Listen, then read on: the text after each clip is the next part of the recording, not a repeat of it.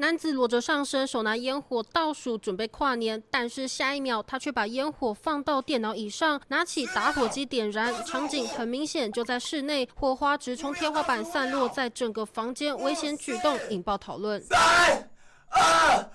1，新年快乐！我爱你们！新年快乐 ！Damn！频道拥有32万订阅的 YouTuber 尼克星1号开直播跟粉丝一起跨年，倒数完后，他竟然在房间点起烟火庆祝，烟火一点燃冒出火花，他吓得找出灭火器试图熄灭烟火，不过烟火马上就炸开，冒出5颜6色的火光，影片一曝光引起热议，不少网友留言痛批这实在太危险，在室内玩烟火若发生火灾还会浪费社会资源。